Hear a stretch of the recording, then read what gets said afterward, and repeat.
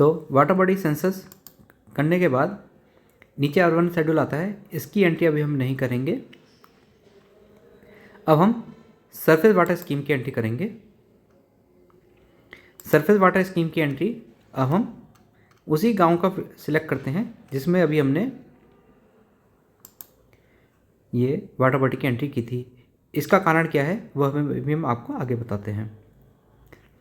अब यहाँ पे बता रहा है कि इस विलेज में लास्ट सेंसस में 3 हमारी सरफेस वाटर स्कीम थी जिनके यहाँ पे क्रमांक हमें दर्शित हो रहे हैं। खसरा नंबर उसमें नहीं डाला गया था, तीनों का ऑनरशिप पब्लिक थी, type of scheme on drain channel थी, अदर करके डाली हुई हैं। तो अगर ये इन 3 से अलग कोई और चौथी स्कीम है तो हम प्लस के आइकन पर क्लिक करेंगे, अन्यथा हम इन्हीं में से किसी का चयन करेंगे। तो अब हम टाइप ऑफ स्कीम पहले हम सेलेक्ट करते हैं सरफेस फ्लो स्कीम। तो सरफेस फ्लो स्कीम में खाली ये 2 आती हैं और सरफेस लिफ्ट स्कीम के अंतर्गत ये वाली आती है। तो अब हमने सरफेस फ्लो स्कीम की एंट्री करनी है। तो सरफेस फ्लो स्कीम में ये 2 आती हैं। यदि इन 2 से अलग ये कोई तीसरी स्कीम है तो हम प्लस के आइकन पर क्लिक करेंगे, अन्यथा यदि यही 2 स्कीम है तो हम इस पर ये पेंसिल का जो मार्क है इस पर क्लिक करेंगे और फिर हम आगे बढ़ेंगे। तो लास्ट सेंसस में जो इस योजना से संबंधित जो मुख्य डाटा है वो हमें उपलब्ध रहेगा और नए डाटा की हमें एंट्री करनी होगी। तो मैं इसमें प्लस के आइकन पर क्लिक, ये पेंसिल के आइकन पर क्लिक करके आगे बढ़ता हूँ, जिससे हमें पता रहे कि लास्ट सेंसस का जो डाटा हमें कितना उपलब्ध रहेगा। क्योंकि प्लस के आइकन पर तो हमें सारे डाटा की एंट्री करनी ही करनी है, तो वो एक तरीके से इसका रिहर्सल हो जाएगा। तो मैंने पेंसिल के आइकन पर क्लिक किया। पेंसिल के आइकन पर क्लिक करते ही नीचे आप देखिए ये अपने आप ही एक सरफेस फ्लो स्कीम यहाँ पे लिखा हुआ आ गया।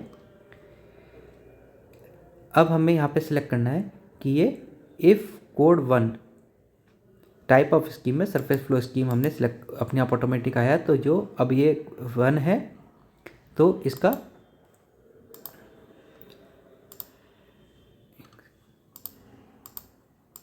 ये किस तरह की है, ये रिजर्वायर है, टैंक पॉन्ड्स है, अदर स्टोरेज है, परमानेंट डाइवर्जन है, टेम्परेरी डाइवर्जन, किस तरह की स्प्रिंग या स्प्रिंग चैनल के थ्रू ये सरफेस फ्लो स्कीम हमारी चल रही है। हमने डाला है कहाँ पे स्प्रिंग चैनल या रिजर्वायर के तौर पे हमने इसका चयन कर दिया, या परमानेंट डाइवर्जन। जैसे हमारे यहाँ पे लघु सिंचाई विभाग में कई सारी योजनाएं हैं जब हम चेक डैम बना करके गूल के थ्रू सिंचाई करते हैं तो वह परमानेंट डाइवर्जन के अंतर्गत आएंगी। तो अभी मैं उसी के आधार पे मानते हुए इसकी एंट्री को आगे करता हूँ। आगे सरफेस लिफ्ट स्कीम होती है तो यहाँ पे इस वाले कॉलम की हमें एंट्री करनी पड़ती। मैं दिखा देता हूँ इसमें हमें क्या क्या ऑप्शन मिले थे। अगर ये सरफेस लिफ्ट स्कीम होती तो ये रिवर से है, स्ट्रीम से है, ड्रेन कैनाल से है, टैंक पॉन्ड से, किस तरह की हम यहाँ से इसको सरफेस से लिफ्ट कर रहे हैं, फिर हमें उस तरह का हमें ऑप्शन देना पड़ता। क्योंकि सरफेस फ्लो स्कीम है मैं वहाँ पे वो सिलेक्ट करते हुए और परमानेंट डाइवर्जन वो सिलेक्ट करते हुए मैं आगे बढ़ता हूँ। Whether the surface water scheme is installed on water body as per the definition mention in water body census. तो हम यहाँ पे यस करते हैं। Whether the corresponding water body has been filled, हाँ तो हमने यहाँ पे फिल्ड कर दिया है। Whether the corresponding water body has been filled और select characteristics of water body from the, ठीक है। तो यहाँ पे जो मैंने वाटर बॉडी पहले फिल की थी, जो मैं आप बताना चाह रहा था कि पहले हम वाटर बॉडी की एंट्री क्यों करें, क्योंकि इस विलेज में मैंने एक वाटर बॉडी की एंट्री करी है और ये मैंने लिखा है कि ये जो सरफेस फ्लो स्कीम है ये वाटर बॉडी से लिंक्ड है। तो यहाँ पे मुझे उस वाटर बॉडी को सिलेक्ट करना पड़ेगा जिस वाटर बॉडी से ये, तो यहाँ पे एक ही वाटर बॉडी है विलेज में, तो मैंने उस वाटर बॉडी का सिलेक्ट कर दिया। अब यहाँ पे मेरी उस वाटर बॉडी से ये सरफेस फ्लो स्कीम कनेक्टेड हो गई है।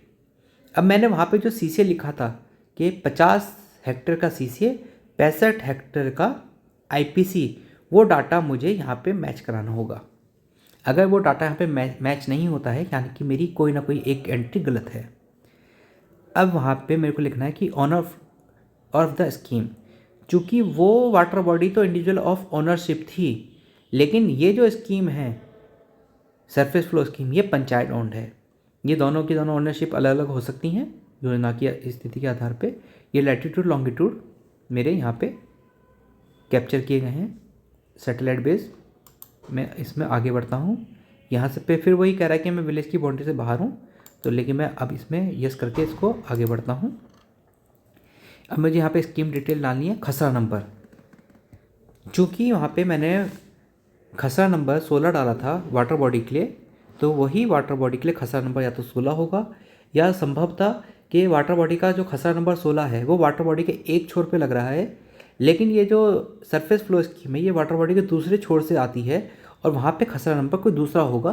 तो ये हमें देखना होगा, पता करना होगा वहाँ पे निकटतम गणमान्य व्यक्तियों से। टोटल होल्डिंग ऑफ ऑनर, तो कितने यहाँ पे ऑनर हैं। चूँकि पंचायत की स्कीम है तो यहाँ पे ऑनर्स का कोई स्टेटस नहीं आएगा। अगर ये इंडिविजुअल होती तो यहाँ पे हमें वो डालनी होती। सोशल स्टेटस ऑफ ऑनर, क्योंकि पंचायत की है तो सोशल स्टेटस भी नहीं आएगा, जेंडर ऑफ ऑनर भी नहीं आएगा। ये किस ईयर में बनी थी। इसमें ध्यान देने की बात यह है, चूँकि ये योजना हमारी सेंसस में पहले से अंकित है, यानी इसका निर्माण वर्ष 2018 से पहले का होगा, तो यहाँ पे हमें अप टू 18-19 सेलेक्ट करना है।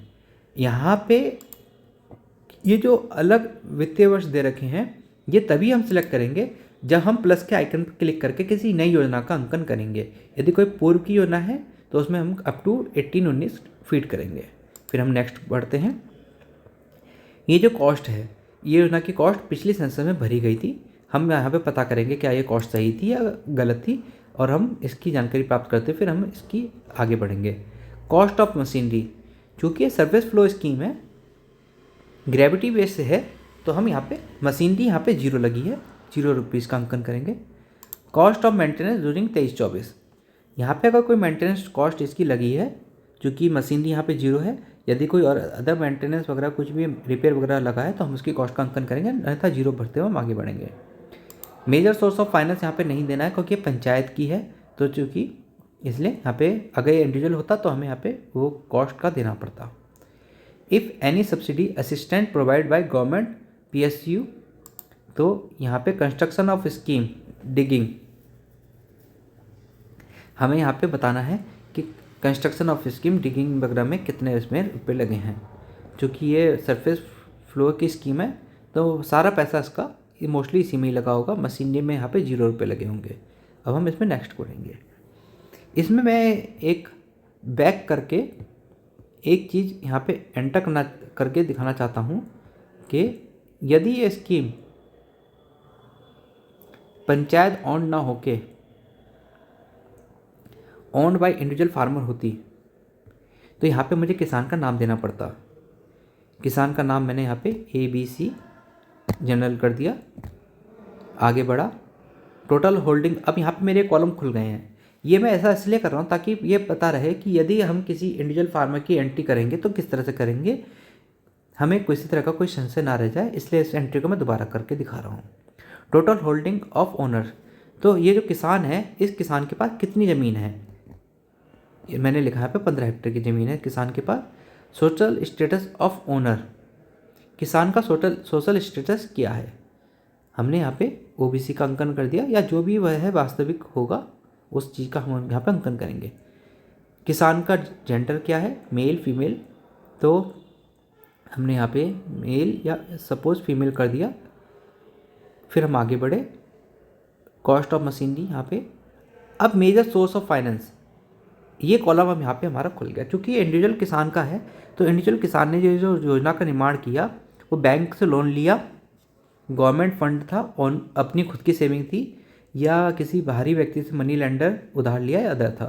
तो हमने लिखा यहाँ पे, चूँकि उत्तराखंड में कई सारी योजनाएं गवर्नमेंट फंडेड सब्सिडी बेसिस होती हैं और बाकी ओनर्स अपनी खुद की सेविंग से किसान लगाता है, हमने इसका अंकन करते हुए हम आगे बढ़े। करंट स्टेटस ऑफ स्कीम, योजना इन यूज़ है, परमानेंट नॉट इन यूज़। अगर इन यूज़ है तो यहाँ पे ये कॉलम हाइड हो जाएंगे।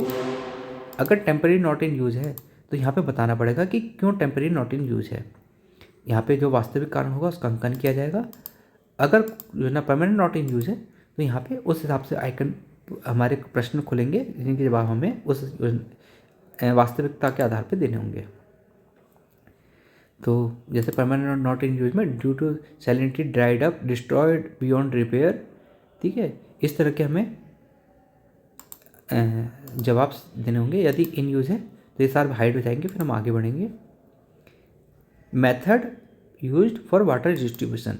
अब ये जो वाटर बॉडी से हम पानी अपने खेतों तक लेके जा रहे हैं, तो उसका डिस्ट्रीब्यूशन का माध्यम क्या है? पक्की लाइन है, पक्की गूल या कच्ची गूल है, अंडरग्राउंड पाइपलाइन से सरफेस पाइपलाइन है, ड्रिप स्प्रिंकलर, कैसे हम लेके जा रहे हैं? तो पहाड़ों में मोस्टली चैनल रहती हैं, गूल रहती हैं पक्की, हम उसके थ्रू ही इरिगेशन करते हैं। हमने उसका चयन किया। तो हम चूँकि सरफेस लिफ्ट स्कीम नहीं है, यहाँ पे हॉर्स पावर नहीं देनी है। अगर सरफेस लिफ्ट स्कीम होती तो यहाँ पे हमें उसकी एनर्जी क्या है, उसका सोर्स क्या है एनर्जी का, और कितनी हॉर्स पावर का है, ये हमें यहाँ पे दिखाना पड़ता। तो एक मैं दिखा देता हूँ इसको करके।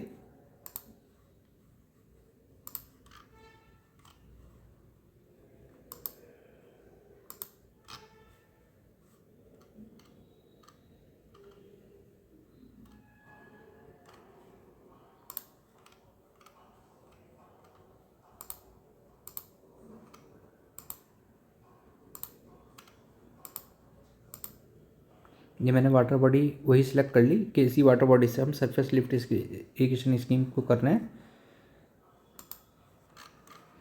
यहाँ पे मैं प्रयास कर रहा हूँ कि जितनी भी संभव एंट्री हैं वो सभी एंट्री हम यहाँ पे इसी वीडियो में करके देख लें, ताकि फील्ड में यदि किसी व्यक्ति को कोई दिक्कत आए तो वो इस वीडियो के माध्यम से उस समस्या का निराकरण कर सके। क्योंकि इस सरफेस लिफ्ट स्कीम की लास्ट जो सेंसस में कॉस्ट 40,000 रुपये पड़ी हुई थी, तो 40,000 रुपये पड़ी हुई है। अब हमें देखना है कि 40,000 रुपये में सरफेस लिफ्ट स्कीम बनी होगी, तो देख के उसको हमें पता करना है उसकी वास्तविक कॉस्ट।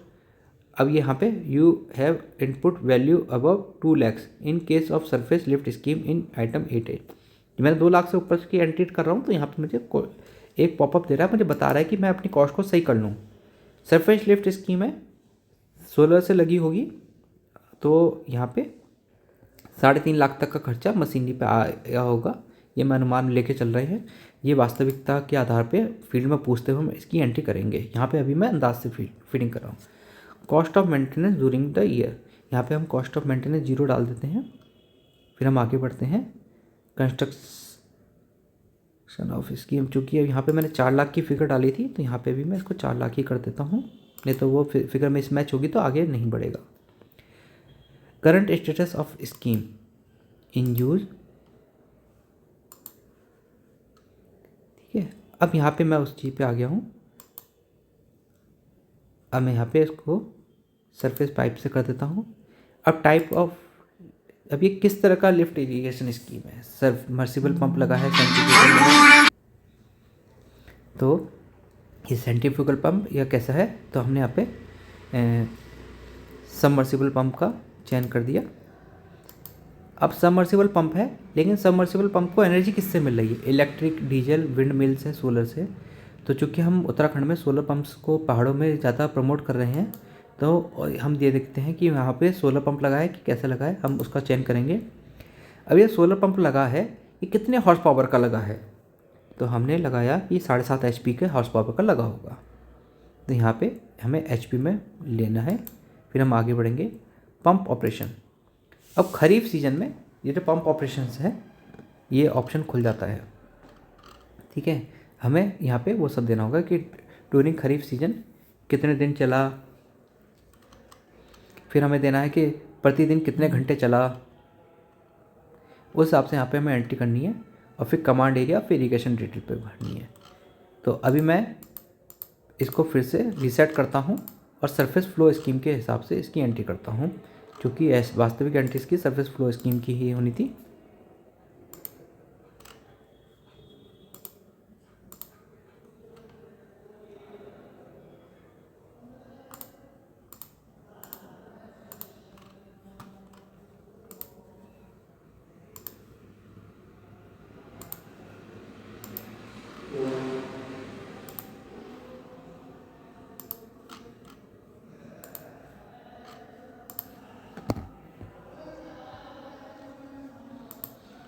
ध्यान देना कि खसरा नंबर खाली ना रहे।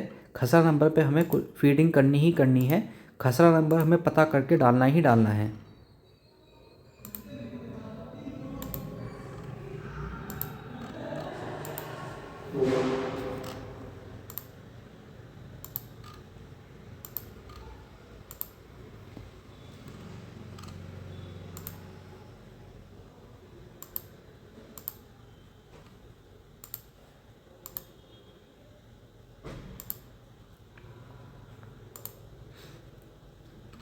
अब देखें, यहाँ पे चूँकि अब मैं सरफेस फ्लो स्कीम में हूँ तो यहाँ पे खसरा नंबर ये खरीफ रबी सीजन का नहीं पूछ रहा है कि हमने पंप ऑपरेशन नहीं पूछ रहा है, क्योंकि सरफेस फ्लो स्कीम है तो यहाँ पे पंप ऑपरेशन का जो पेज है वो खाली रहेगा।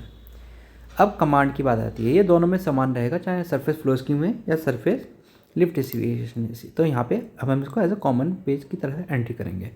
Weather the scheme is located is the command of major medium irrigation scheme. अगर हाँ तो हमें उसका कारण बताना होगा, यदि नहीं तो क्यों। ठीक है, मैंने इसको यस करा।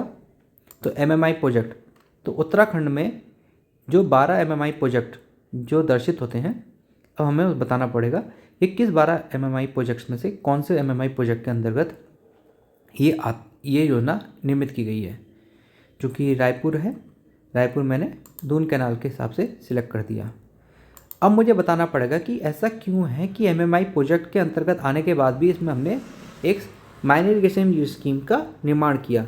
तो water not available up to field from major medium scheme, water available but not irrigation के लिए यूज़ नहीं हो पा रहा है, water available but not usable for irrigation other reason.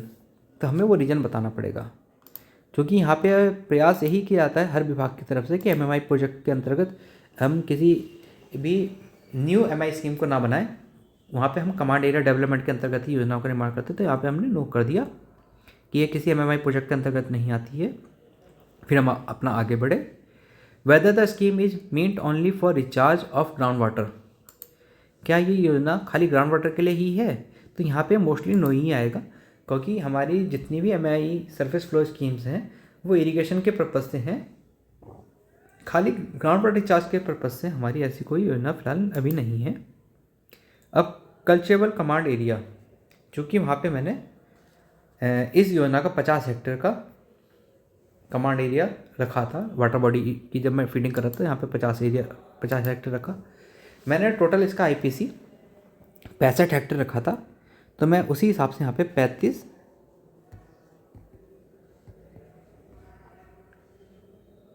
25 और 5 और यहाँ पे ये 0, ये 65 हेक्टेयर रख गया है। अब सीजन में भी मैं वही 35, 25, 5 अदर 0। यहाँ पे एक चीज़ ध्यान देने की है, ये IPU जो मैं फीड कर रहा हूँ, IPU संभवतः IPC से कम होगा।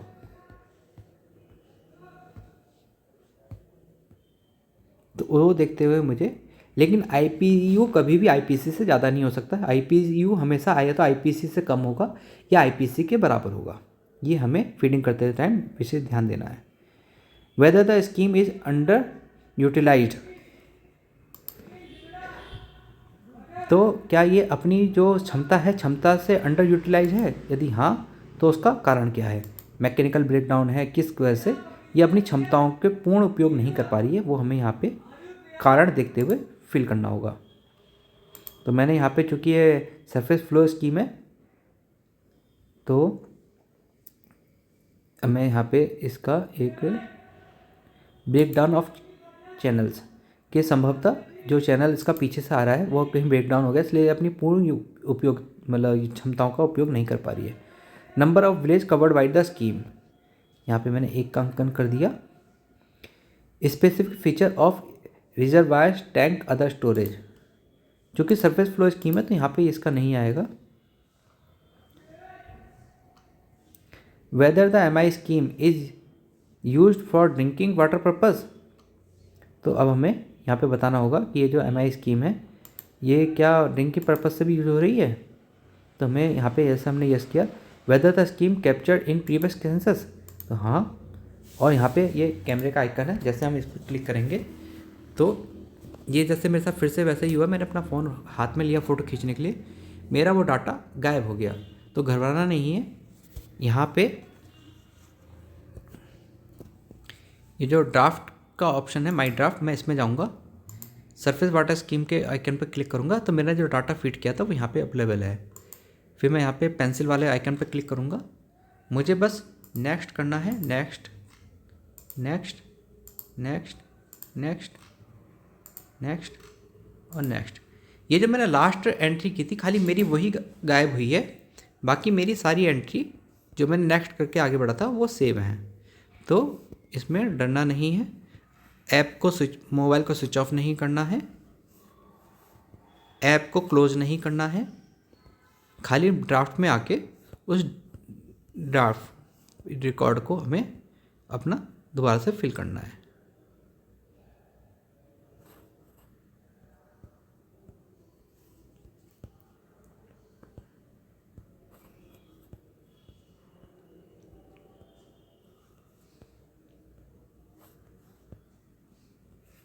और अब हम जो हमारा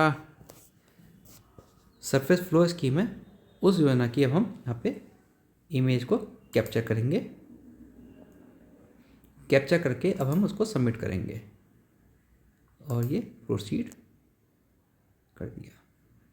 यहाँ पे जाएंगे डाटा सिंक पे, ये बता रहा है कि मैं विलेज की बाउंड्री से बाहर हूँ, मैंने फिर भी यस कर दिया, मेरा सिंक कंप्लीट हो गया। यहाँ से वो डाटा गायब हो गया है और यहाँ पे ये सब 0 0 है। यहाँ पे 0 है, इसका मतलब मेरा कोई भी डाटा मोबाइल में एज अ ड्राफ्ट सेव नहीं है।